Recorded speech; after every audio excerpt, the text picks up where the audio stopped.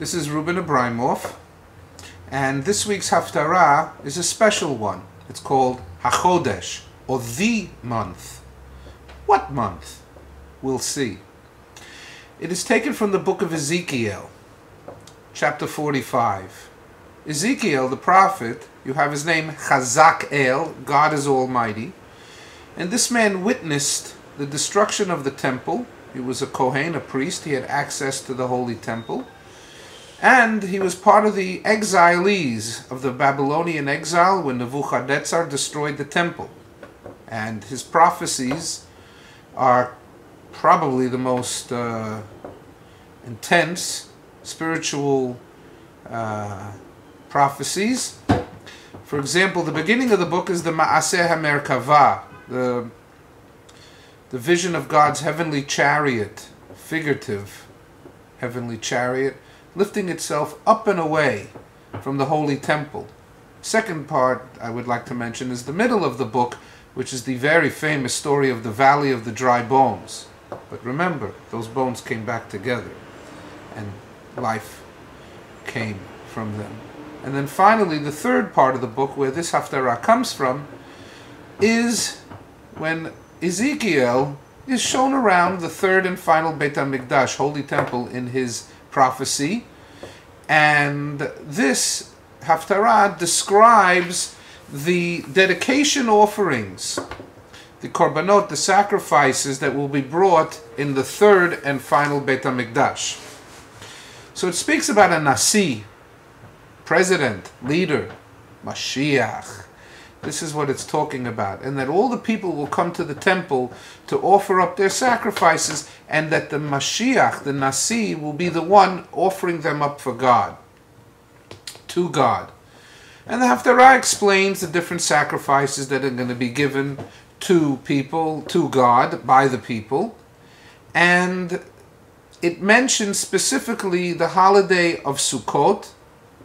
So we know that Pesach is coming up, and that this is the month, which I touched on before, of Nisan, or Hachodesh Harishon, or the first month. Biblically, this month was referred to as the first month.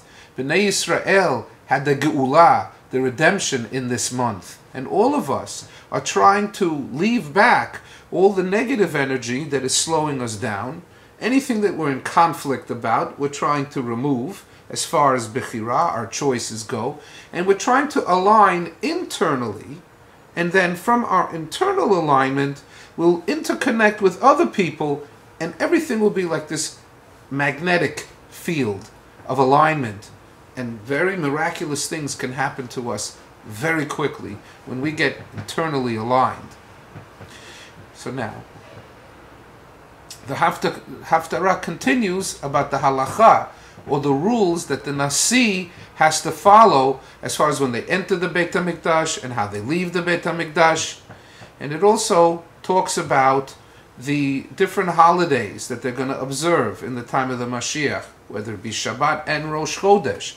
Today, you have every day Jews, you have every week Jews, you have every year Jews.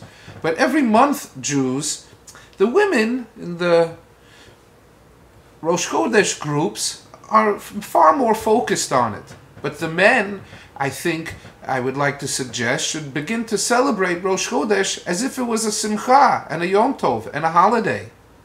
And then the Haftarah finishes off by explaining about the Mashiach, or the Nasi, or the prince, that if he wants to give to his children inheritance while he's alive, he may do so. Just a detail. I mean, obviously, once he's passed away, they inherit this. So, that's what Parashat Ha'Chodesh is about. And I believe the lesson that all of us can learn is that Pesach is a time of freedom. And that whatever slavery that we feel in ourselves, forget imposed by others, but within ourselves, we should just look at where are we not resonating, and where are we in conflict with ourselves about our lives, our Judaism, our families, our friends, our businesses, all relationships. Where are we in conflict with ourselves? Straighten out the conflict, and that will be aligned with ourselves, and then much easier to align in relationships with other people. There's such a huge construct, and the paradigm of relationships today is adversarial behavior. People fight with God, people fight with their parents, they fight with their siblings, they fight with their children.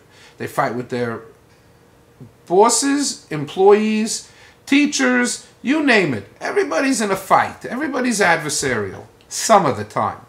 So why don't we get at peace with ourselves, and why don't we then become more peaceful with others, and that this world can go from being this keg that can blow up to a place where they bring peace to the earth, shalom to the earth.